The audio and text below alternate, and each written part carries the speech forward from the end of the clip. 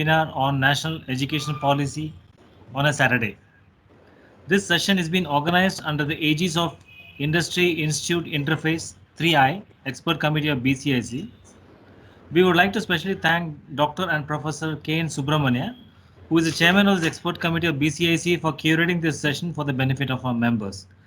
And this 3I committee has been ably supported by Mr. Nitin Garg, co-chair, founder and director of International School of Management of Excellence, and also mentored by Raju Ketkale, senior vice president and director, Toyota Kirloskar Motors. Before we could start the session, we have our presence of our president, Mr. T.R. Parshuram. Though he's been Can you having hear a tight us? schedule, still he has made up his We are point to not join us for hearing this. anything. Hello. Venugopal, and it here. Yeah. Sir, Parshuram sir, over to you, sir. Yeah, thank you very much. Very good morning. You're able to hear me? Yes, sir, we can hear you, sir. Yeah, wonderful morning to all of you. I recognize the presence of my good friend, Mr. Venugopalan, was my professor earlier. Long time back, he taught me injection molding. He is an authority in injection molding in the nation and one of the most respected persons for skill development in India. And hearty congratulations to Dr. Subramania and Mr. Nitin Garg. I think, and of course, I have to thank Mr. Ketkale, the mentor of the IEEE committee, for initiating this program. I'm very happy. Sometime back, when I was talking to Dr. Subramania, I requested him that he has a wealth of experience. Unfortunately, he was not keeping well for some time. Otherwise, we could have had this program slightly earlier. And I was very amazed to see the kind of knowledge that he had on this subject, and he was very passionate about this. Immediately, I requested him to have a webinar on this so that in the interest of the larger audience, you can get a lot of value add. And I'm very happy that he is able to organize this with this fellow team. I really congratulate you, sir. See, today, the new national education policy, which is very much relevant for all of us. It is, I would say, breakthrough that has happened in the 21st century. Because the first educational policy was in 1968. And the second educational policy came after a long time. It happened in the year 1986, after 18 years. And it went through some kind of modifications and revised in the year 1991 or 92. Then this is the first of its policy in this century. And this will be fully completed and implemented by 2040. This is the Prime Minister's vision. And this is really a breakthrough reform in the education era. Because one of the biggest purpose of this new policy has been manifold. Of course, the biggest thing is, of course, to foster skill development and mitigate poverty, one of the main objectives. Utilize the demographic dividend. Today, India has the youngest population in the world, almost one of the youngest populations in the world. So this is a great, big opportunity for us. But most importantly, how we are going to channelize this mindset for a positive, constructive purpose. I think that is where the whole challenge lies. If their energies are not channelized in the right direction, it can be a negative synergy. The new educational policy has come at the right time. And the third important purpose is socio-economic development of underprivileged sectors. Many sectors. You're able to hear me? Yes, sir. Yes, sir. Yeah. Yes. Underprivileged sectors. So this will be a breakthrough because it is going to align with many other sectors and promote huge employment opportunities and promote a lot of related sectors like informal sectors and electronic service industries, even educational industry itself, then related informal trade and many skill development areas, and achieve economic growth and reduce social challenges. This is another very important thing. If you really look at the new educational policy, there is a lot of opportunities for women and young girls, even to graduate or to complete their schooling and take up good positions in the society, which has been one of the biggest challenges facing the nation. So I'm sure this will also pave way for women empowerment and their presence. In fact, if women starts working in India, this will be the greatest breakthrough that can happen. Of course, many reforms have happened over the period of time, but still, when we go to the villages and remote destinations of India, it's a very sad story that the children have to, women, young girls have to drop out from the schools, and moment they are married, it's a kind of a disaster. They have to resign and stick to their homes. So this new educational policy is throwing a plethora of opportunities to the young girls and working women. Then it is inclusive. I think that's another one big thing I have to say. This is completely inclusive, which means it addresses the total personality development of a person, and ultimately it relates to the contribution to society and the nation as a whole. And if you really look at it, it's amazing to see the formal examination pattern itself is completely remote, which means examination is only a formality. All these days, mugging up and vomiting the examinations have been one of the biggest national waste. Today, there are only some milestone examinations. In fact, it talks about preschooling. That's a great thing, which means a child can enter the schooling at the age of 3. So 3 to, I think, 5 years, the initial pre-schooling stage is something phenomenal. And there are only examinations in the milestone events, the 8th standard, 3rd standard, like that, and SSLC examination. So not yearly examinations. And electives are something phenomenal. You can take music as your elective, cricket as your elective, for example. Means it develops a person in his own passion. It doesn't put false umbrellas. Therefore, a person can bring the best of his talents, and he can contribute his whole sum to the development of this nation. So this is another breakthrough change that has happened here. And lot of flexibilities in the curriculum. You can have multiple curriculums with flexible options. I'm not the right person to talk on this. Dr. Subramania, Ms. Nitin Garg, they're all there, and they're the right people to talk. So I'm very happy that this webinar has come at the right time. And I'm sure this will add a lot of value to our members. I wish this webinar a grand success. Thank you very much. Have a great day. Thank you, sir. Thank you. Thank you, Thank President, you. for setting Thank the tone. We also acknowledge your shortest time with so busy schedule you have. Still, you are able to make it for the inaugural session. Thank you very much, President. Apologies. I would have loved to be in the entire session, so I have to get into another meeting. So my best wishes to all of you. Thank you so much. Thank you, President. Thank you. So we continue with this. The speaker for today's session is Dr. and Professor K.N. Subramania, who is the chairman of Industry Institute Interface 3I, Expert Committee of BCIC, and Principal and Professor, Department of Industrial Engineering and Management, RV College of Engineering. A brief profile of Dr. Subramania.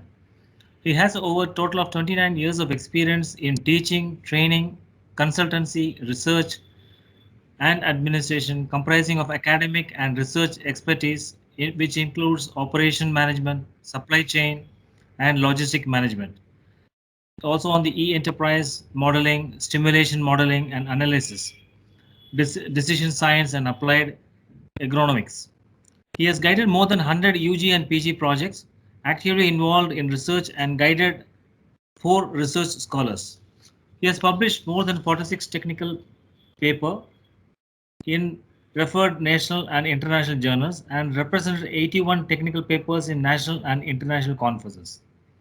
He has executed several funded projects, consultancy assignments, and coordination the projects worth more than 30 crores at the institution level for the past 3 years, authored chapters in 4 books. He is a member of various statutory committees both at the national and the state level. He has also served as a member of the various autonomous committees in the country, serving as a member in professional societies like ISTE, BCIC, ORSI, IIM, QCFI, IIE, ISSE, CII, and CSI, and holds a PhD in supply chain management. With the vast experiences you have, sir. The session will be moderated by Mr. Nitin Garg, co-chair, Industry Institute Interface Expert Committee of BCIC, and founder and director of International School of Management. We would like to also thank all the participants for joining for today's session. We request you all to kindly mute your mic and webcam option. This will enhance and keep the bandwidth strong as well as avoid any disturbance in the background. Please post your questions in the chat box only. The speakers will respond to the question during the session, and in case time do not permit, we shall be sharing the queries to the speaker and will revert back accordingly. May I now invite Mr. Nitin Garg to set the context for today's subject and also moderate the session. Thanking you once again to all of you. Uh, Over to you, Nitin. Thank you, Prithvi, for the introduction. And it is nice to address this session. This session will be in two parts. It's 10:44. I will cover the first 10 minutes. I will set the overall introduction, and then over to Dr. Subramania, who will spend about 35 minutes on the subject, and we will cover the last 15 minutes as a Q&A. So, and what I will do is I will first share my slides so that please confirm, Prithvi, if once the slides is available to Yeah, be it's seen. available. Please go ahead, sir. Yes. Okay. So, as you all know, now new education policy has been announced, and I think that really does not need any introduction. Prithvi has already introduced us. I'm Nitin Garg, co-chairman of BCIC Expert Committee and a founder director of ISME, one of the B schools in Bangalore. And Dr. Subramania, of course, is the chairman and the principal and professor of RV College of Engineering. So the features of National Education Policy 2020, actually it is very holistic. It is complete. There is something for the students, for faculty, for the institutions and the regulatory authorities. So what I did was I tried to categorize certain sections in each of these four. For the students activity and participation, learning environment and support for students, financial support for students, and equity and inclusion. And while I'll not get into the details, and most of the details will be taken up by Dr. Subramania, and I just wanted to categorize and lay the groundwork. A little bit of the learning part I will cover in my brief introduction. For faculty, they have policies and thoughts around how to keep faculty motivated, energized, and capable faculty, and about quality academic research. At the institution level, you will hear a lot in terms of institutional restructuring and coordination, especially in the context of holistic and multidisciplinary education. And they want universities to move in the direction where education is not limited to a certain department, but is multidisciplinary, has a lot of liberal arts, and people can go in many different directions. There is a section on internationalization, especially our universities going abroad and establishing, and also top 100 universities of the world coming into India. A section on effective governance and leadership, especially autonomous governance of educational institutions, and a section on professional education. Within the regulatory side, there are areas on quality universities and colleges and their thoughts around that, reimagining vocational education, transforming the regulatory system, especially in the context of having only one regulator across the country, curbing commercialization of education and promotion of Indian languages, arts and culture. I am just laying the groundwork under these four categories. I am will not be covering the details which Dr. Subramania will be covering in his presentation of 35 minutes.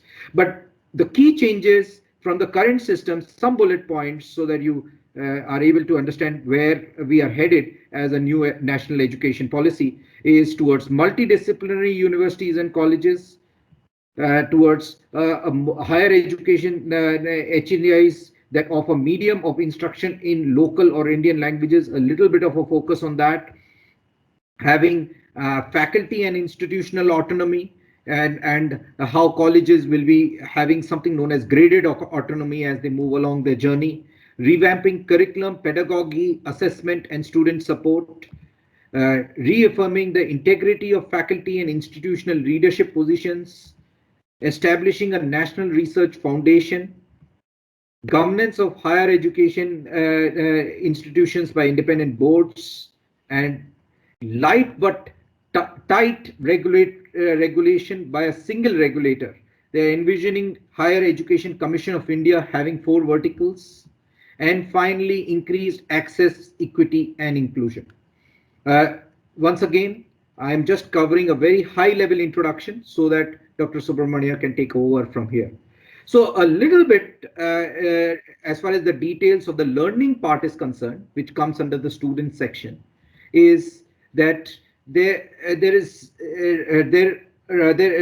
a vision of having flexibility where a student can have multiple learning trajectories. They need not fit into one program. They can have multiple ways in which they can graduate out of a program, and also they can move out after first year, second year, third year and fourth year, and for each year they get some kind of a thing, from a certificate, diploma, degree, and then a degree associated along with a research thing, which was so there are these multiple learning trajectories. There's no hard separation between arts and sciences, between curricular and extracurricular activities, between vocational and academic streams. There is thoughts around conceptual learning, moving away from rote learning and learning for exams to more of experiential and conceptual learnings. There are thoughts and vision around creativity and critical thinking to encourage logical thinking, decision making, and innovation. In the learning segment, there's also extreme emphasis on ethics, human and constitutional values, specifically related to empathy, respect for others, courtesy, cleanliness, democratic spirit of service, respect for public property, a scientific temper, and liberty, responsibility, pluralism, equality, and justice. As focus on development of life skills along with conceptual skills with related to communication, cooperation, teamwork, and resilience, and extensive use of technology in learning. So once again, and I just went a little bit in depth with regard to the learning portion of it. I think I just wanted to introduce the topic to you. That was my agenda for today, and I'll be moderating it towards the end. Please keep your questions towards the end once Dr. Subramania completes his talk. So over to Dr. Subramania.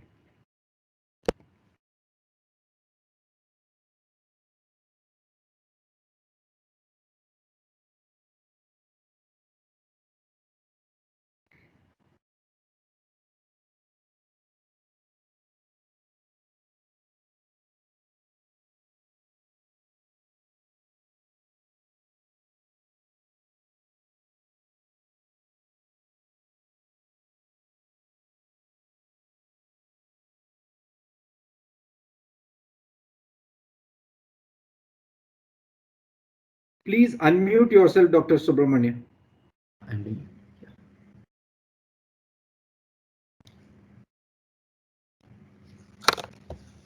Am I audible now? Yes, doctor. So slides are visible. Yeah, visible, doctor. Okay. So thank you. Good morning to all of you once again. Let me thank BCIC for giving me this opportunity, particularly Parashuraman, the president of BCIC Bangalore, for giving us this opportunity to start our this year's Industry Institute Interface activities with a good note on knowing about the national education policy. In fact, slowly you will be knowing about this committee after some time. We will be coming back to all the member institutions and conducting a lot of activities. So Parashuraman gave us the societal perspective of what is expected out of a national education policy. In fact, Nitin has taken some of my slides already. So I will try to stick to the important points, because what happens is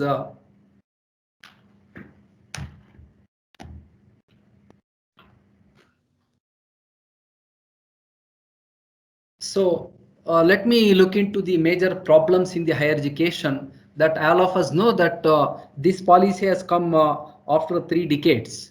And if you see that we have a lot of issues in the existing higher education system, even though we are doing some things right, but holistically, if you look into it, there are a lot of things which you can do. like say there is a fragmented higher education system, what is happening. And if you look into our examination system, as Parashuraman was telling, we were not focusing more on the cognitive skills and learning outcomes, but thanks to NAC and NBA, because now at least in the last 1 decade, they have been focusing through our accreditation process on program outcomes, learning outcomes, and little on the cognitive skills, but some places it has been started, but many places it has to be started. So there is less emphasis on this.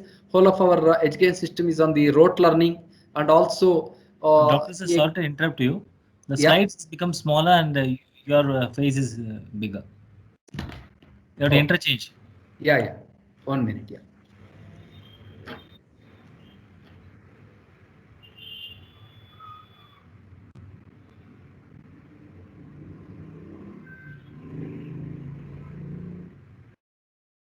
Yeah. Now it's clear, doctor. Okay, fine. Thank you. So, if you look into the disciplines per se, I think we still work in silos in the institutions in terms of there is a rigid separation of the disciplines, but now in the new policy they expect things to be a little bit interdisciplinary. Then limited access. This is one thing in the last 3-4 months because of the pandemic we have seen that the access is a big problem when you talk about technology, and it may not have been accessible to many of the disadvantaged and economically and the remote places it was not there. And limited teacher and institutional autonomy, still regulations are through the universities, and even though in some institutions there is autonomy, but it is only academic autonomy, not the administrative autonomy. So then too much regulation, as we have already told, and accountability among the stakeholders is not much as of now. So these are the major problems. I'm sure that people have taken care of all these things because they would have had a lot of statistics about all those things. And as Parashuraman was telling that this is how the roadmap actually, or the history or the evolution of the education policy. In fact, it started in 1948-49 through University Education Commission, then Secondary Education Commission, then Kothari Commission report 64 to 66. Even today, people refer to that. There are major changes which have happened during that time.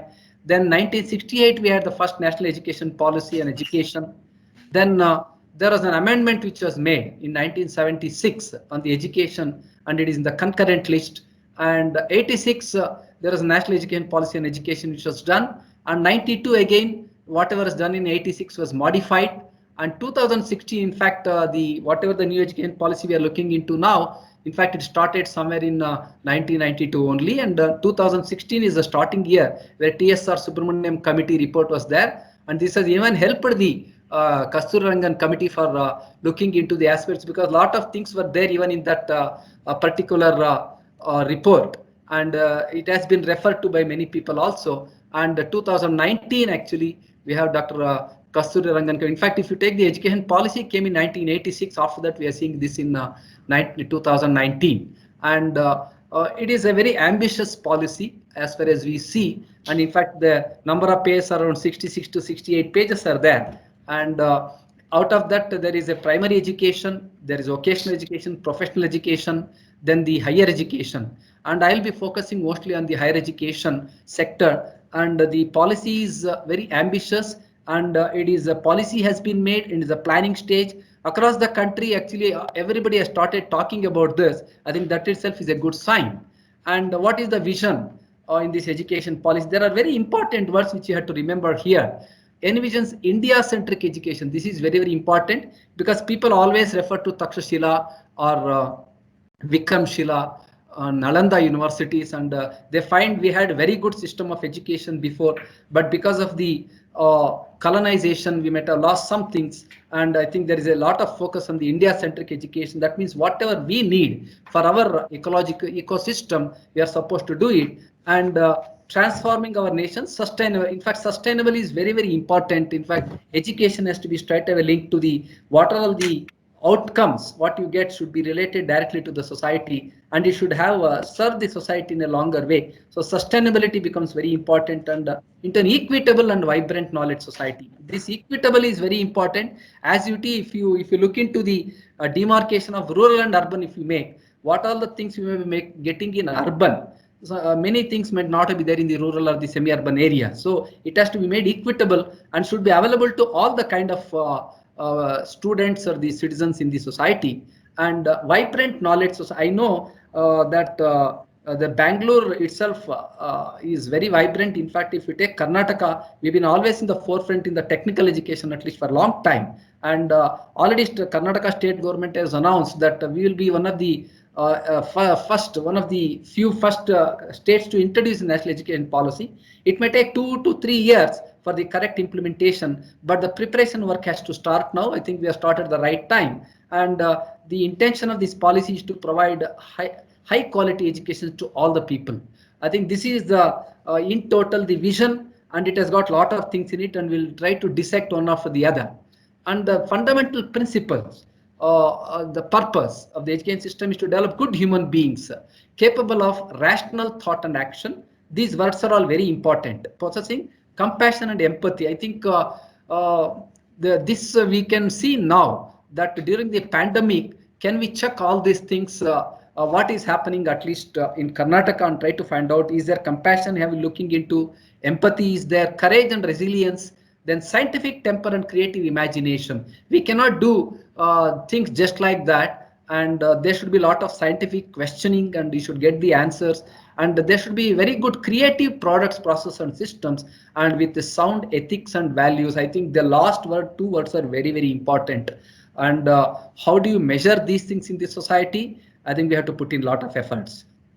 And of course, if you take the society as a whole, as Parasuraman was telling, it should be equitable and inclusive and plural society. That means everything should coexist: urban, rural, male, female, then all the disciplines together. So it should coexist as envisioned by the Constitution. In fact, the last second statement has been taken from the Constitution. So this is a fundamental thing, and now I'm sure majority of the people here are from industry and education. I request all the education, the faculty members, now you go back, take these words and see what is taught to the student. I think that is very important. You have to go back from this and see what is taught to the students related to all these things. I think that is the fundamental thing, what is expected in a new education policy.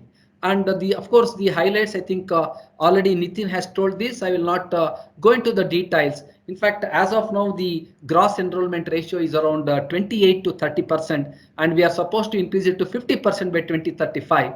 And holistic and multidisciplinary education I will tell you the difference between interdisciplinary, multidisciplinary just after 2 to 3 minutes. And there is a flexibility which is needed as of now that is not existing, even though in engineering institutions and management institutions, there are some electives. But other than that, many things are still rigid in nature. Multiple entry and exit. We have a social stigma here. Any student, a 4-year engineering, if it takes 5 years, somehow parents doesn't like, society doesn't like, companies also doesn't like.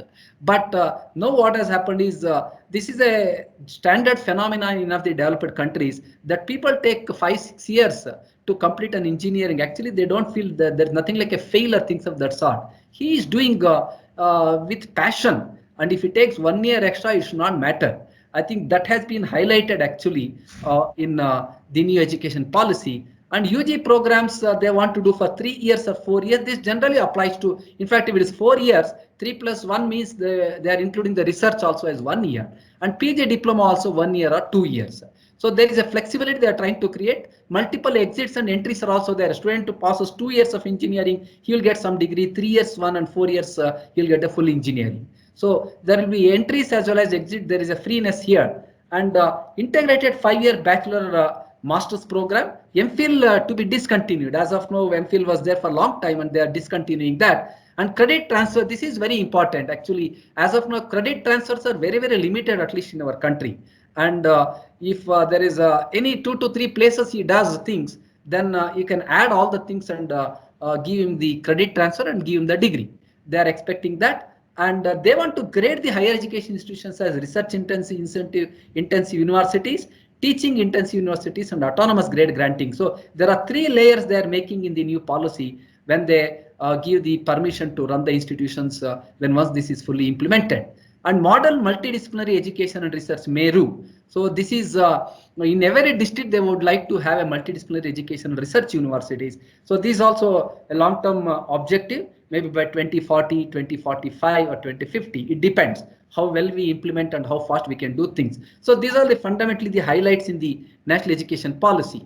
And as far as the structuring, I am sure that all of you know that we have so many bodies today, starting from the state government, DTE, VTU, then UGC, AICTE, NBA, NAC, NRF ranking. We answer almost around 10 bodies every year based on the type of activity we are doing. But now all those things would be brought under 4 main headings. These are called the 4 structures.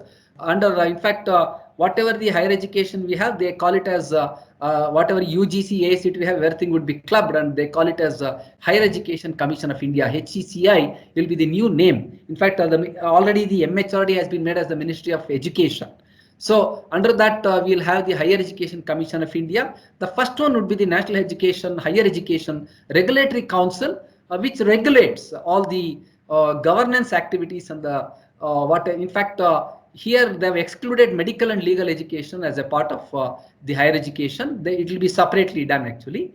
And it regulates on the financial probity of the institution, good governance, and full online and offline public self-discipline. This is very important actually. As of now, many things are put in the websites of every institution or the university, but they want to be more accountable. And if anybody would like to in the society, there should be a question. So this should be regulated by National Higher Education Regulatory Council. And whatever NAC or NBA we have, all those things will be clubbed under National Accreditation Council, NAC. And this is similar to whatever is happening now, but there will be certain modifications they will be making. In fact, as of now, we have, let us say, 3 years, 6 years, or 5 years NAC, all such things. But accreditation is going to become a very compulsory process. It will be a binary process actually. Either you have it or you don't have it. So everybody, in fact, already the present NBA itself, it is expected that by 2022, all the institutions should have the accreditation for the affiliation further. I think that those things have been highlighted through this. When once this comes, all those things will come under National Accreditation Council. And then Higher Education Grants Council. In fact, this is in order to look into the granting needed, funding needed for scholarships and developmental funds, and to launch from the newer focus areas. This will be totally looking into the financial aspects by and large on the student side, on the faculty side, on the institution or the university side. And they want to develop a transparent criteria for this. And General Education Council will be looking at this. Is very important, in fact, as far as we are concerned. In the beginning, if you look into the academics alone, what is supposed to do. So in fact, some of these factors are already there in NBA and NAC, like say what we call as program outcomes, to be referred as the graduate attributes, also learning outcomes and graduate attributes they would like to link. And also looking into the equivalence, the credit transfers, all those things happen. And again, skills. In fact, I will talk a little bit about the 21st century skills, all-rounded skills needed for the students. So if you see, these 4 bodies are going to take care of the whole of the higher education in the country. I know they made a little bit very good demarcation about all these things, but when it comes to the implementation, we have to check what are the interface points which you have to look into. And if you look into the forward-looking vision, in fact, they say that whatever the education system we have, we are supposed to take care of the Industry 4.0. As I think industry people have already started looking into it, and very few institutions in the country have already started looking into Industry 4.0, but it has to percolate in a long way, which is trying to provide the employment opportunities for the creative. In fact, Industry 4.0, some of the aspects I'm going to tell after some time.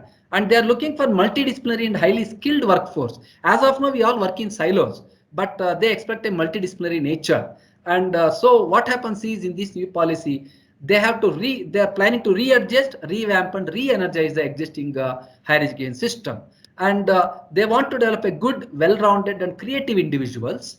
And so that the higher education has to enable personal accomplishment and enlightenment, constructive public engagement. This is very important. If you take the younger generation, few percentage of students are involved in the public kind of or the community services, but they expect that every student who comes through this has to contribute in a productive way to the society and the community development. And of course, innovation is the key if you want any country to progress in the economy. Then other policy changes include, I think some of these things already told you that every district they want to have multidisciplinary universities, maybe at least by another 15 years. Moving towards multidisciplinary undergraduate education. I'll tell you what is this multidisciplinary after some time. Moving towards faculty and institutional autonomy. As of now, faculty and the institutions have the academic autonomy to some extent, and administrative autonomy rests with the affiliating universities, AICT, UGC, all those bodies. So they want to do that. And totally the revamping of the student-centric education, along with this word assessment is important actually. In fact, we are so much accustomed to the examination. Many stakeholders, including the faculty members, somehow, if you say that we want to come out with the examination system, people are not happy because it is time tested for a long time. We cannot say there is wrong in this, but what is happening is the continuous evaluation of a student is very, very important for his learning rather than a 3 hours examination and judging what the marks he scores and about his knowledge. I think this is a very important thing they're looking. In fact, all the faculty members have to look into this because some of the things here are related to the governance and regulation. Some things are academic, some things are research, and some things to the societal. But as a faculty and the industry people, initially let us look into the academics and the research, because the governance, it will take some more time because every state is supposed to implement the policy. When the implementation comes into picture, I think there are a lot of things which will come. So, but the preparedness has to start from our side. In fact, this is a plan which has come from top down, and now the implementation is smaller perspective has to happen from down top. So every one of us have to look into these things as far as the education is concerned. And of course, there is also a stringent measure. They will look into the merit-based appointments at the leadership positions in the universities and the institutions based on teaching, research, and the service, what has been contributed by the individuals who wants to become the leaders of the organization. Then national, this is one, in fact, if you look into now, we have many agencies like say AICT gives the funding, UGC gives the funding, DST gives the funding. Many agencies are giving the funding, but now for research, they want, just like National Science Foundation in America, they want to set a National Research Foundation so that the good researchers are funded, starting from the fundamental research going up to the development of the product and commercialization. They would like to do that. And they want to have the governance of highly qualified independent bodies and academic and administrative autonomy. As of now, if you take even the governing bodies in the institutions, so they are trying to relook at it and try to make it in a better autonomous way so that the things can happen. Of course, as I've already told you, there will be one single regulatory authority for higher education. It will be light, that means they will not interfere in all the effects, but when once you start giving all the things, it should be very transparent. That's why it's called light but tight. So all your regulatory things, what you are supposed to meet will be tight, but they will not interfere in your autonomy. I think that's the meaning of light and tight. And of course, increased access, since you want to reach to the remote corners in the society, so then online education, open distance learning, open schooling, all these things as of now has got a lot of problems to be included as a part of the regular education. Now they want to bring all these things also as a part of the regular higher education so that the remote, the people who are there in the remote places can also get an advantage of getting all those things. Restructuring and consolidation, as I've already told you, they want to go for multidisciplinary universities as higher education clusters and move from one. This is very important. As actually, as of now, if I'm an engineering college, if I want to move to a degree college, it is not so easy, but AICT has introduced that even the engineering college can start the science kind of a courses. So slowly, when this prepare, because this has taken a lot of time for preparation, during that time AICT, UGC also have brought some of these things. So some of these things are already in pipeline with the existing bodies also. And so crucial responsibilities have to be taken care in terms of contribution to the various fields of practice. This is very important actually. As of now, if you take the skill development in the higher education, it may be somewhere around 20 to 30% and 70% conceptual in nature, or 60%, 70 to 80% concept. I think improve. They are expecting that at least be and the skill development and the practice oriented things. So there is a high emphasis on the skill development and the practice which has to be given for the higher education institutions. So as Parashuraman was telling, by 2040, so all the institutions should become a multidisciplinary institutions. And student and as of now, we have a fragmented 5,000, 3,000, 2,000 like that. But they want to build a bigger institutions and try to make it into clusters and try to participate around 20,000 students in the whole of the structure, for which we are supposed to have the infrastructure, and the existing infrastructure can be optimally utilized. Otherwise, what's happening? We are seeing that if you take any other universities in the world, for example, if you take Michigan State University, they have 65,000 students, which is multidisciplinary put together as one umbrella or a cluster. So like that, would like to do so that we'll get the volume advantage and it can be spread in a better way, and reaching the gross enrollment ratio also becomes a little bit easier. Otherwise, with this kind of a fragmented things, now we are facing such problems. And of course, as I've already told you, 50% should be the GER by 2030. That's why I think government is also trying to insist all these things and asking us to do in a quicker way. Then public funding support, we already know about it. And open distance learning as to be provided they are specifically accredited to do so, and the private institutions with public spirited commitment of high quality equitable education. So they want to know on par with the public and the private, they don't want to differentiate much in the new policy. And as I already told you, accreditation becomes mandatory, and majority of the institutions should become autonomous degree granting colleges. And the overall education, in fact, as of now, vocational education, professional education, higher education are different. So they want to integrate all these things under one thing, because professional and vocational education takes care of the skill development in a better way. So they want to integrate and make it into a cluster so that the overall higher education sector will do much better. And we have as of now deemed to be universities, affiliating university, affiliating technical university, unitary university, everything will be replaced by one word called university in the new policy. This I want just in the middle, I want to put this slide, because many times we have used all these words. And what is the meaning of all these things? As of now, I'm sure many of the places it is in individual silos. So we are working with individual disciplines. But if somebody calls this as a multidisciplinary approach, which is additive, but still it is distinct, but you are trying to make it together. That means, let us say, an engineering, can you do a liberal arts course? Can you do a 21st century skill course? Like that, I'm trying to bring it to a, let us say, minor specialization, and that becomes multidisciplinary. But interdisciplinary is very important. Actually, there'll be a lot of things. There should be an interaction, which is very important. And the last one is the transdisciplinary, which is the higher level synthesis. In fact, that is what the society needs. If I try to solve a problem of a electric vehicle on the road, I think if you look into transdisciplinary higher level synthesis, you know how many kinds of things are going to come. Every sector, every system is going to be impacting on the use of electrical vehicles on a road. But as of now, somewhere we are electric e-mobility means some places are already multidisciplinary might have started, but many places electrical work somebody takes, mechanical work somebody takes, and software somebody else takes. But at least we should start moving in this direction. Then what are the words used? Multidisciplinary, interdisciplinary will have a major role to play in the future. In fact, this is the order of the day, because if you take a robot, there is electronics in it, there is computers in it, there is mechanical in it, there is instrumentation in it. So that is a totally, let's say, transdisciplinary kind of a thing which you're looking at. But robot started using in a road, like in a driverless vehicle, for example, I think that becomes transdisciplinary in nature, in the sense that you have a lot of other systems coming into the picture.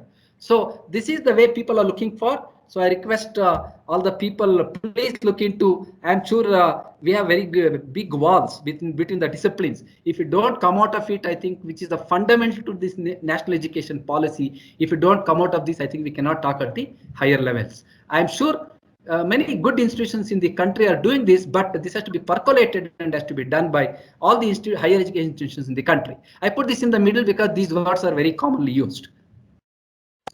And moving towards holistic education. So as you see that, I always keep saying that engineering students should, they don't know the art part of it, and art student doesn't know the science part of it. I think they want to put it here, like say liberal arts, they want to bring it as a very, very important aspect in the holistic education. And also it was called as a STEM research, that is science, technology, engineering, and mathematics. But with that, if you add liberal arts, it becomes STEAM. That means science, technology, engineering, arts and humanities and mathematics, so that they felt that there is a very good positive learning outcomes in students. So they want to do that. And holistic arts education in terms of intellectual, aesthetic, social, physical. If you see today, if you want to do any design of a mobile phone, for example, so the aesthetic aspects, the feel what a customer needs, I don't know how many engineers can do it. They're trying to appoint people who have done,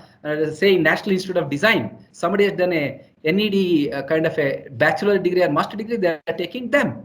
So in that way, they're trying to look into the holistic arts education, which will definitely help in the other aspects other than the science, in terms of the emotional, the moral and things of that sort. Then, of course, creative combinations, creativity and innovation is very, very important. And pedagogy courses, I'm going to show you after some time how the things are going to change. And interdisciplinary thinking and cross-disciplinary, which I've already explained to you. So these are all very big words. And if you want to implement one word here, it'll take a lot of time in the institution, because we are all stuck to the traditional thoughts. I'm not saying there is anything wrong in that, but there should not be inertia in learning, unlearning and relearning at every level, starting from the government until the student level. Everybody has to follow this learning, unlearning and relearning. If we don't do that, if any one of the stakeholders doesn't do this, but the correct implementation of this holistic education will not happen. Of course, flexible and innovative curriculum. In fact, the flexibility is introduced in such a way. I can give an example that I was listening to one of the speaker from a US university. He was telling in their university, actually there is one course which is offered by the arts department called the study of differently abled people. One subject they are offering for a 3-credit course. You know who are all the people who are taking that course? Computer science students are taking that course in that university. In the sense that a computer science engineer wants to develop an app for a differently abled person, he should know his characteristics, their the way they work, the way they think. I think that's the kind of flexibility people are talking about. Across, you can look into all the kinds of combinations. But there is an operational issue in this. But let us not move into the operational things so early. So they expect that you're also supposed to look into the areas such as community engagement and service, environmental education and the value-based education. In fact, AICTE and UGC have already introduced some of these aspects in the present system also, but it has to be brought into 100% accuracy. And then I've already told you, academic bank of credits, he does in 2 to 3 places, which are accredited, which are approved by the government. Then we should be in a position to get the degree also. Then different designs for master's program. As of now, there is a very rigid kind of a master program. Can I have like a jigsaw puzzle? I take one from here, other from here, based on my interest and the passion. Can a degree be given to me or a master degree be given to me? That's what they're expecting. And there is one more change they want to look into, that medium of instruction. In fact, this is more onto the actually the primary education. In fact, if you look into the 2035 document under the education, they say they want to develop an education system which is language neutral by 2035 as per Vision 2035 document. So I think that has been highlighted here, that medium of instructions could also, of course, even though this holds good more for the primary education, but somewhere we cannot lose on the innovation because he doesn't know English. I think that's not happen. I think that's the intention. We should take this in a positive way rather than looking into how can I teach in Kannada, how can I teach in Telugu. The intention is that the innovation, the curiosity coefficient in a person in a rural area who doesn't know English, that should not be lost. I think we should take that in that way. And of course, research and innovation, they want to introduce at a very early stage, maybe at the undergraduate level, because as you see that the post-graduation and the research scholars who study in the country, the percentage is very less. But if you can try to look into bring at a little bit lower level at the undergraduate level, research and innovation, then building the incubation center and the startup culture, commercialization of the products, instead of always looking into the employment, you start providing the employment to the others.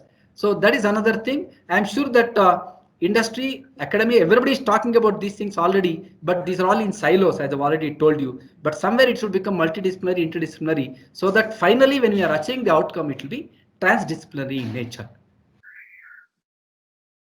Then I think Nitin has told this, that the learning environment for a student and support is very important. Can we give, in fact, other day, in fact, Prime Minister of our country was talking to Kohli. Virat Kohli, and he gave a beautiful thing about fitness, how all these things are interlinked, and the good health, psychosocial well-being. If you see Kohli on the field, he's so active.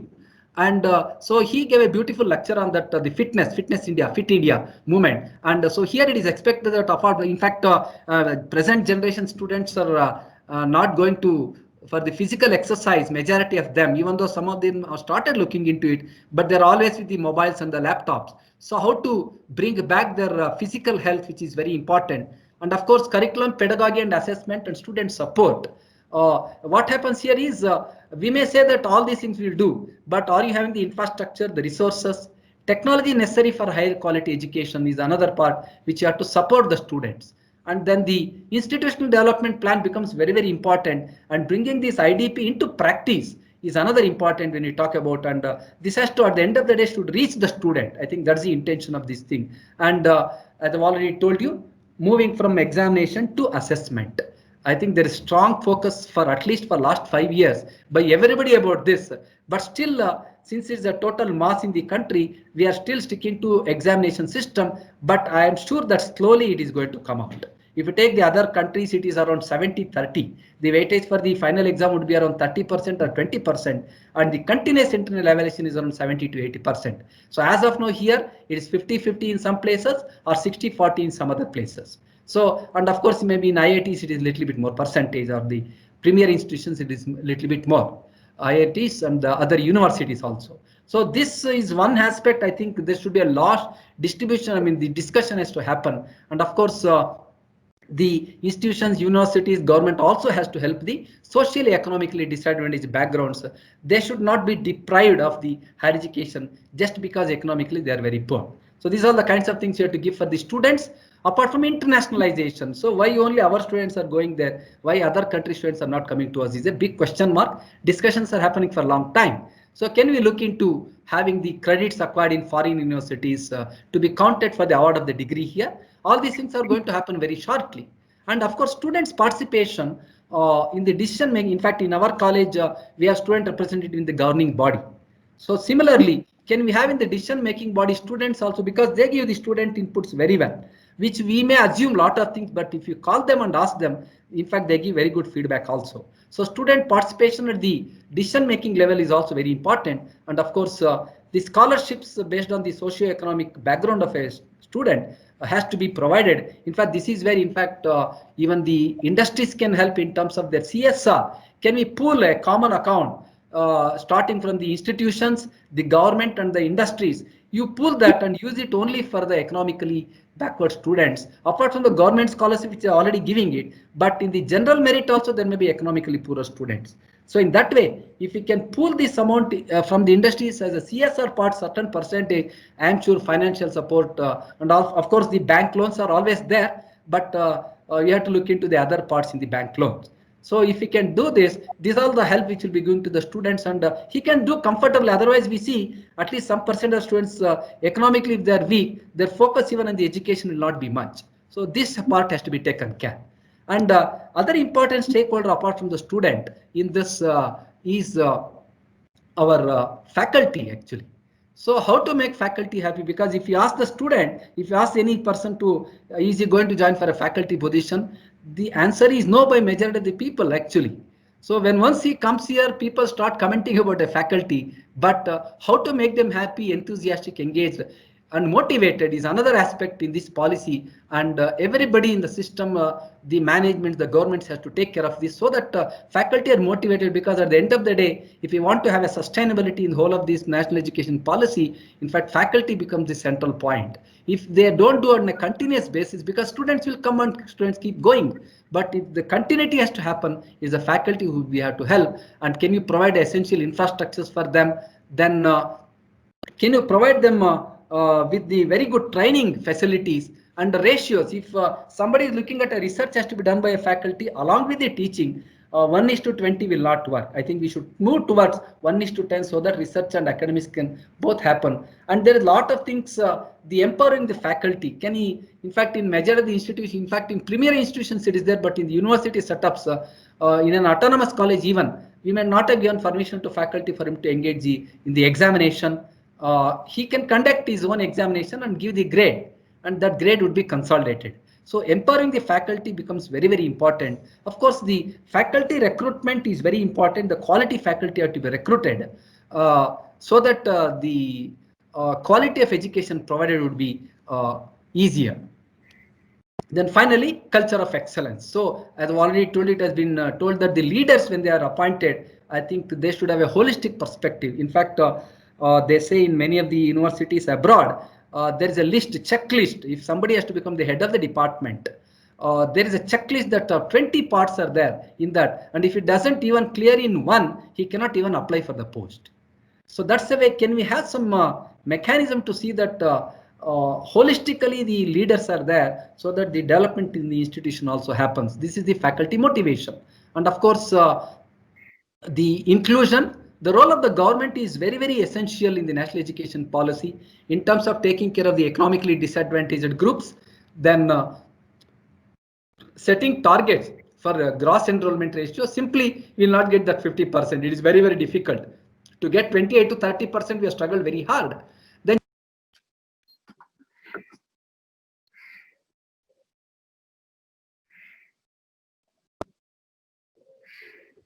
Mr. Subramania, your mic is mute.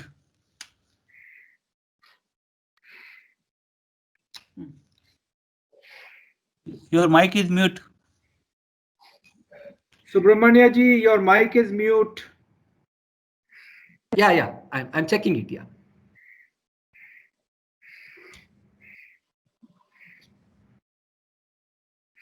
Able to hear? Hello? Able to hear? Yes, we can hear you. Yes, sir. Yes, sir. Fine. Yes, sir. So the role of the government will be, by and large, providing the facilities for all the stakeholders, particularly the students, and also the other facilities would be there, so that the education becomes easy for the disadvantaged people. Then higher education, in fact, if you look into the universities or the institutions, autonomous institutions, the research universities, they have to take care of all these things. The facilities to be provided in terms of the infrastructures, then the for the disadvantaged, in fact, in terms of, let us say, social, emotional, and academic support, of also students of the disadvantaged educational backgrounds, counseling and mentoring. In fact, if you look into the document, there is a lot of focus on the mentoring. So all of us have to look into this mentoring aspect, whether a faculty has to do mentoring and you'll have separate mentors. All these are the operational issues which you have to look into. But even the institutions have to have the fee structures, the admissions which are more inclusive in nature, curriculum which is more inclusive, employability potential, they have to put in a lot of efforts. And of course, the infrastructure facilities have to be provided. So these are the equity and inclusion of the higher education system. So this is broad view of what the government has to do, what the academic things have to be provided, what research facilities have to be provided. And by and large, if you take, I think it's a very, very comprehensive and exhaustive things, and there'll be a need for discussion about all these things here, how it has to be done in a management institute, how it has to be done in an engineering institute, how it should be done in a degree colleges. So there are a lot of other level issues which are going to come. And this is very, very briefly about what I could make in the 66 pages. Out of that, almost around 32 pages is only on the higher education. I have tried to consolidate this, and this document is available in the Ministry of Education website. People can look into it, and we can have further discussion on this. So this is about the first part of my presentation. But when you are trying to do this, what is the preparation for the implementation of some thoughts? I am not going to the governance part of it, because the government has to involve, and in fact every state government has to give the implementation plan, and they may form some committees. Again, the discussions will start now, but I am focused more on the academics, and because what happens is the government can give the directions very quickly, but if some technology has to be learned, that will not happen so quickly. So I think it's the faculty and the institutions which have to be ready. If I want to implement after 2 years, I think now we should start looking into my academic framing, curriculum designs, how it has to be. So based on that, I wanted to give some thoughts.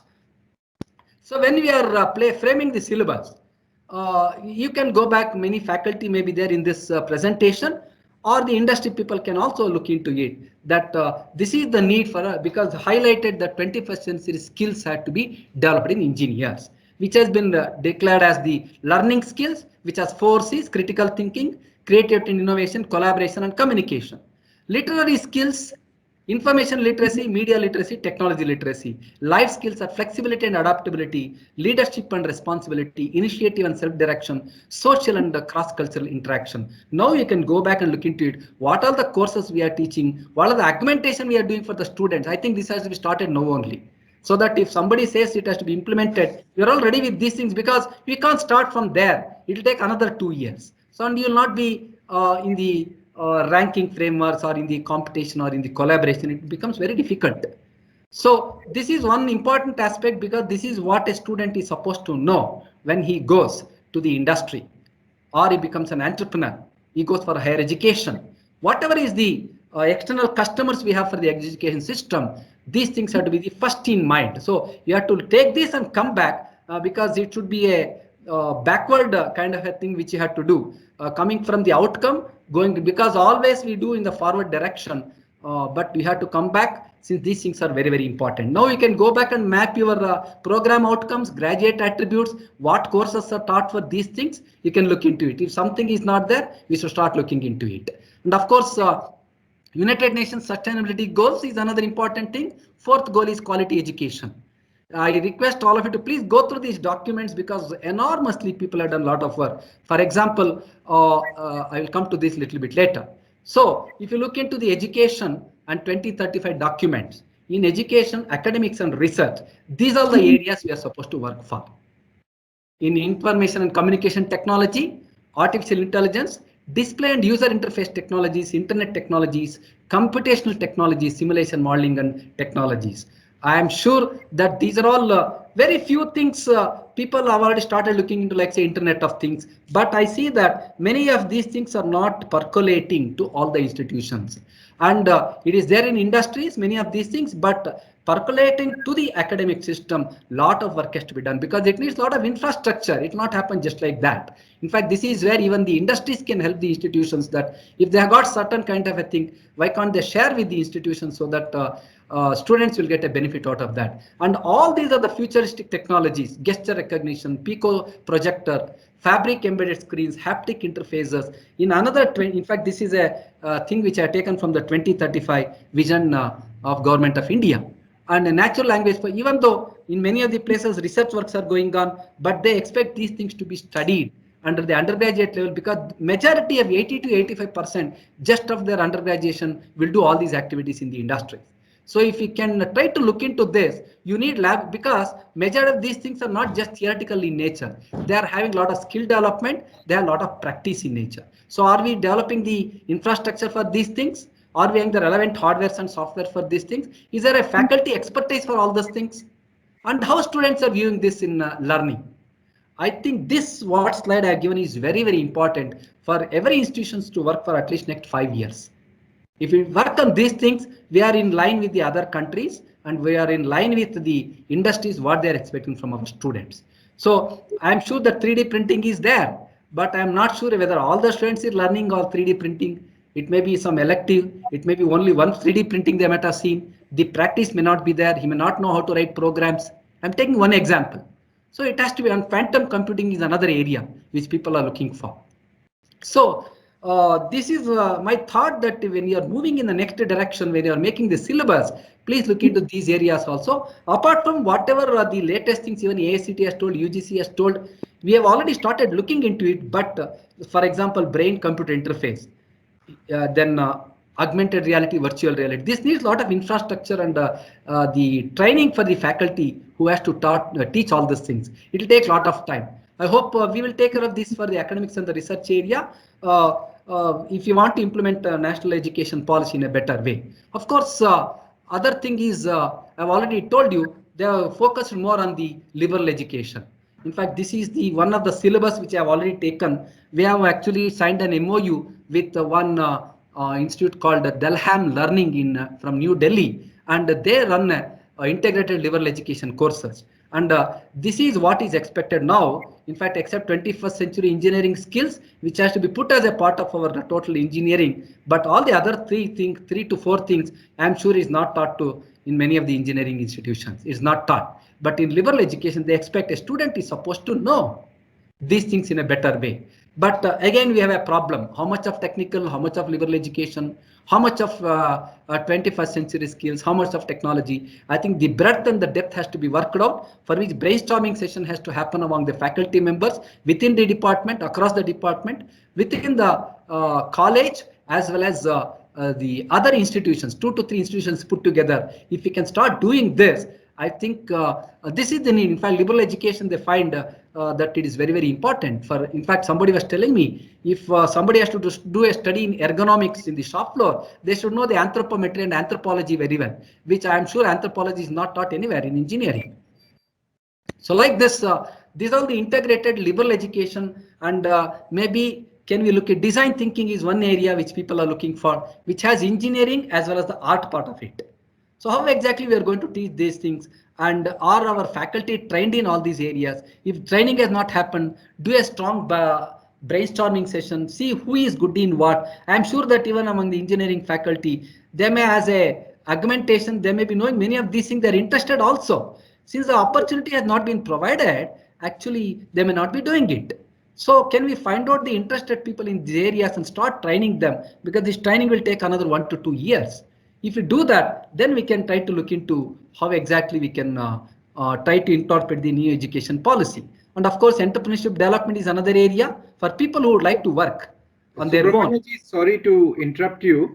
Your presentation is no longer being seen. So unless you did not want to show Okay.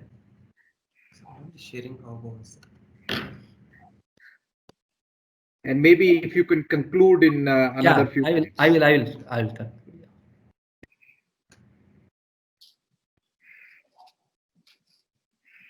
No? Yes. Okay. So if you look into entrepreneurship development is another area which people are looking for. I'm sure BCIC is very well promoting this entrepreneurship development. Maybe 2 to 3 committees are working on this. Maybe we can try to help the institutions in this. And of course, digital is another area, and accreditation ranking, whether we like it or not, I'm sure we are all a part of many of these things now. And even including the premier universities, the institutions, they have to go for QS ranking, BRICS ranking, then Shanghai ranking, then Times ranking. So all these, because what cannot be measured cannot be, we cannot go on, we cannot only giving the platform talks about all those things. Ultimately, it has to be measured. So keep these things also in mind, because what all things I'm telling now, I've extracted from even from this ranking and accreditation framework, which they talk about these things even in those kinds of things. And one important thing which I'd like to see, that by and large our education system has been a teacher-centric education system for a long time. 60 students in one class, only one kind of communication happens.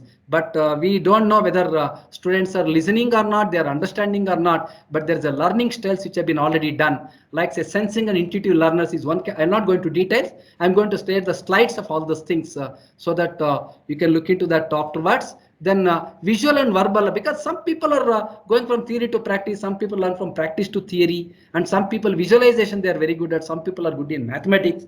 Have we categorized the students based on this? If you don't do this learning classification, then it is going to become very difficult.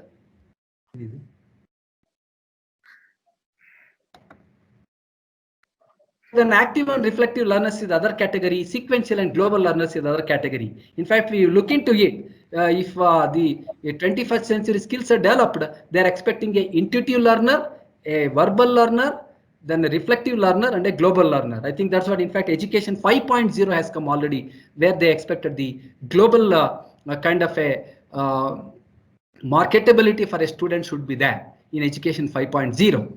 So these learning styles are very important when we are trying to look into developing new products, new processes, or developing our curriculum also. These things becomes very important. Of course, experience-based learning is another one important thing which we have to look into. Some of the things like say project-based learning is there in many institutions, but it has to be more effective. Game-based learning, mobile learning, students are there today always in mobile. I cannot say that he cannot learn through mobile, even though there are a lot of disadvantages in this, but certain portion of this has to be taught through these kinds of gaming and things of that. So how can you make your learning more active, active based learning through all these sources, so that the experience becomes good for him while he is learning. Of course, there is a total focus on the online and the digital education in the new. In fact, there is a separate section on the digital education itself. In the last 4 months, I'm sure all of us have been exposed to all these kinds of things. I'm sure many have become experts, but for pandemic, it would have taken another 2 years to learn many of these things. But pandemic has also given us an opportunity apart from the disadvantages. So all these things are already available. I'm sure across the country, many people are using these things. So this will be around 30 to 40% in the future in the higher education sector. And finally, building a research culture is very, very important. So in the sense that research culture has to come from the beginning, for which you should decide about the areas, make into the teams, develop the modules and give training to the faculty members in the beginning, then leverage the knowledge base in terms of the experts available from industries and the research, and then execute the projects. Deliverables could be prototypes, patents, publications, and then can you look into something like, say, commercialization, and then the cycle continues. So interdisciplinary and multidisciplinary research culture has to be inbuilt from the beginning only. Otherwise, we have a tendency to work in silos. So that will not yield better results in the future. I think that's prescribably they have been beautifully told by them. And I think this is my last slide. So I have tried to cover the academics and research, which are very focused. If you don't start doing now, when the implementation of a new education policy comes, I think we may not be in the forefront. I'm sure that this has given, I'm sure it's a very gross level I've given the information. Every one of these slides needs a lot of brainstorming discussion among all the stakeholders in the institutions and across the colleges. If we can do that, then we can achieve what are the which has been set through the National Education Policy 2020. And finally, we are in the planning stage, and now it has to be implemented, for which every stakeholder has to put in effort. So this is my favorite slide always from Robert Frost. The woods are lovely, dark and deep, but I have promises to keep and miles to go before I sleep and miles to go before I sleep. So it's a long way, 2040 to 2035, 2050. We have 10 to 15 years to work on all these things, but everything, long thing will start with an initial step. I'm sure that all of us are in the same plane of reference, and if we can start doing it, I think we can make India a very good educational hub, so that others try to imitate, and we can get to the why our students should always go there. Their students have to come and study here. So I think this is my last slide. Thank you very much. I made, even though the time always will not be sufficient, but I made some things, points, and my thoughts on this subject. Thank you very much. And now we can take some questions or any suggestions, discussion if somebody would like to do. Thank you very much. I thank once again BCIC for giving me this opportunity to share some of my thoughts. Thank you very much. Thank you, Dr. Subramania. I think very, very comprehensive, really, and really covered in two very comprehensive parts. One is what is national education policy and the details around each of the points, which I initially introduced, and later on how to implement a few things. And we will open up for questions. My request would be that if you can type the questions in your comment section, there is so that I can take up questions there. Already you have got, so. Some questions are there already. Okay. I will start that. Does NEP take care of skill gap existing between academia and industry? Definitely. In fact, there's a lot of scope in this policy on the skill development and also on the practice. So in that way, they are definitely take care of the academia industry gap. In fact, even the industries are coming forward today. I'm sure that when they frame the policy, one of the contributors are the lot of large scale industries also. They're given a lot of input on how to develop the skills among the students, which is actually as of now lacking. So I'm sure it is definitely taken care in the education policy as a policy, but implementation is left to individual institutions, universities, and the government. I think that's what we have to look into. Then actually one more question is, do you think the NEP will create more entrepreneurs and innovators than producing just the employable talent in universities and HSC? It's a very good question actually. We have to watch this after slowly doing it, but self-reliant India if you take now itself, AICT, UGC, and many of the bodies in the country are encouraging the youngsters to become innovators and the entrepreneurs. I'm sure this trend is going to continue. We should definitely have more of the entrepreneurs rather than the job seekers. So that's the way it is. But again, we are in the introduction stage of this policy. But when you start implementing, many of these things have to be taken care. Is one. At the same time, of course, employment is also one of the important opportunities which you have to provide for the younger generation, apart from looking into the entrepreneurship. Sir, to what extent can a private college currently implement NEP when largely they come under the affiliated university systems? Okay, so as I've already told you, already government has done deemed universities, private universities, autonomous institutions already, and there is some kind of a flexibility which is already given to them. But new education policy, they say that the affiliation universities will have a less role to play when once this policy is correctly implemented, and they'll give the full autonomy to the institution. That is what has been already told. But we had to wait and watch on the implementation of all those things. But private government, it doesn't matter according to me. I think if we start working, we can definitely do this. How education 4.0 can be implemented? I'm sure that some part of education 4.0 has been already implemented through our digital education, whatever is happening. In fact, education 4.0, I did not show the slide. It say anytime, anywhere. I think that's what we have done. Students are spread across the country today. And we have taken even now also webinar classes are going on for the students. So some part of education 4.4 is taken care, but many of the things like say project-based learning, critical thinking, and then team-based works, all these things slowly has to be implemented. And even though they don't specify, I'm sure in the digital education and learning, whatever is given as one of the chapter here, I think education 4.0, whatever is there, has been taken into consideration.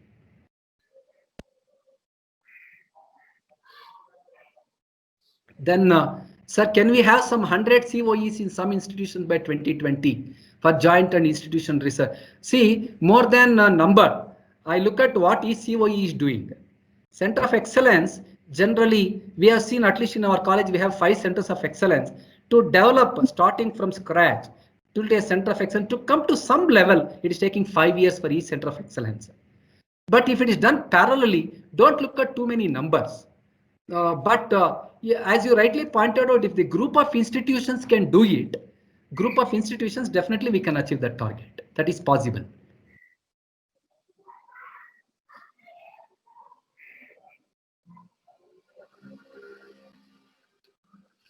How do you see the employability aspects with the wide skill gap, because adaptability is an issue? Okay, so let me tell you one example. Many times the professors from Germany and France and Japan keep coming to our college. I keep asking them why these people are started coming to India now. In fact, you know what is the answer they gave? The answer they gave was adaptability and flexibility is an important characteristic of an Indian youth. They can adapt to any environment and they are flexible. So they say that even, in fact, in Germany, they say that students are not all flexible. That's what they say. They have a depth, but ask him to switch out a little bit on a 5% on that side or this side, they're not in a position to do. Whereas our Indian students can definitely do that. It is actually a plus point, according to me. And definitely, this policy is going to be helpful if it is implemented correctly. We can, through the 21st century skills, we can try to develop such kind of things in the students so that they will be more flexible and adaptable also. Can the organization share the PPT? Yeah, PPT definitely we are going to share you. I'm going to send it to BCIC, and overall the participants can definitely get the PPT. There's no problem at all. Implementation process, somebody is asking the implementation process. I think this is where the question marks are there now. Because government has to take certain decisions now, but as I've already told you, government will be looking into the governance and the strategic aspects of it. But some of the institutional development plan, brainstorming, talking to the stakeholders, then looking into how to institutionalize many of the academics and the research activities, this can be done even without the government intervention, according to me. Only thing is all the stakeholders of the institutions or the universities have to start working together. Then things are going to become very easy. Then we will look into when the government says we will be in a position to implement. How to keep motivated for the entire period for their professional career, given the cadre-based structure. This needs lot of, this is in fact strategic issues managements have to think. I'm sure, are you talking about the faculty here or the student? Narahari sir, you're talking about the faculty? Yeah. Okay, so we have to devise different kind of strategies on the incentives given to them, then performance based kind of salaries, which is already there in many places, and keep them motivated by providing a good ecosystem, the environment, the learning environment, the research environment, then it can sustain for longer period. How NEP impact on the online? In fact, it's not the question of impacting. Online is a part of the NEP. We are expecting, in fact, other day UGC chairman was telling, in future 30 to 40% of our classes would be online only. So it's not an impact, actually it will be a part of the implementation of the policy itself. What weightage is given to NEP for the academic? What weightage is given in NEP for academic leaders? I have already told you there's a stringent mechanism while select the academic leaders in the institutions or the universities. It has got a large chunk of weightage based on the merit, administration, research. The person has they have to be appointed as the academic leaders.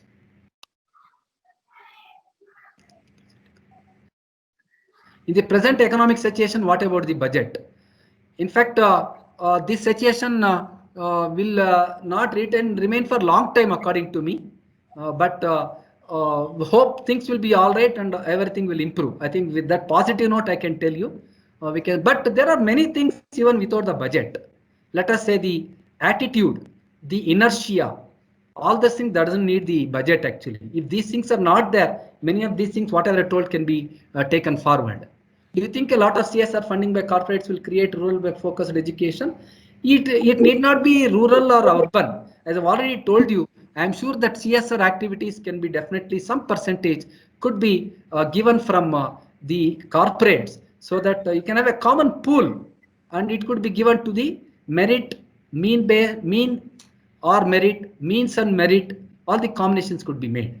It is possible. After completion of the course in a mixed mode, in what area graduate will be called either 1 minute.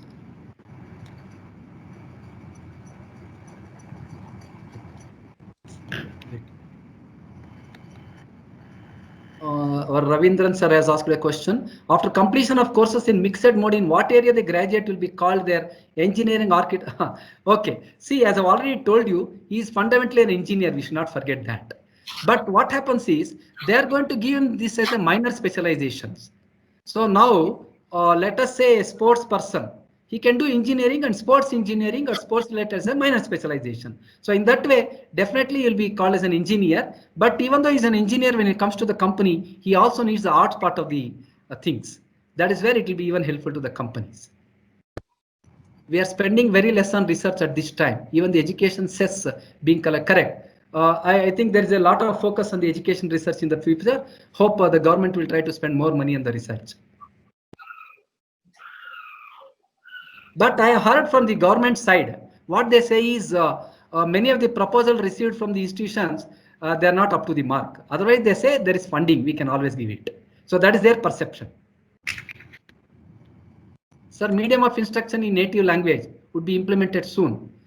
This still the discussions are going on. Even other day our MP Sumalata discussed this point in the parliament.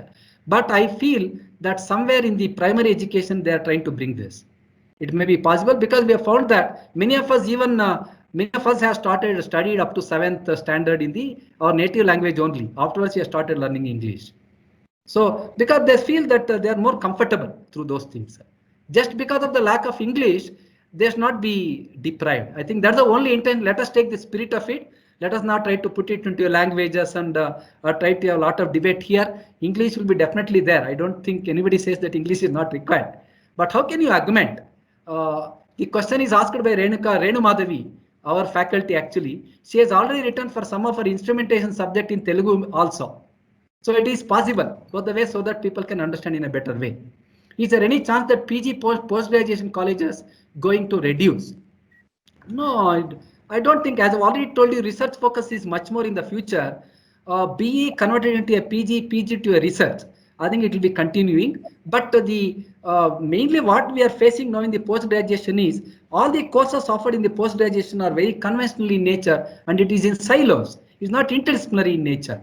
I think if we can make it interdisciplinary in nature, then things will be all right. What about present system? How do they merge with the NEP and the duration? As I've already told you, the slowly some of the things in new education policy has been already started implemented in good institutions in the country. It will continue, and in fact they have expected in another 5 years this should be implemented across the country, at least in higher education. It depends on the state policies because they are the implementers. What about the competition in job opportunities in sector wise? In fact, let me tell you, there will be more opportunities in future in biotechnology area, health informatics, agriculture. So our engineering also has to be fine-tuned to the sectoral also. Some of the electives have to be offered sectoral wise. It's not just for the manufacturing purpose. So if we can do that, I'm sure opportunities are going to increase.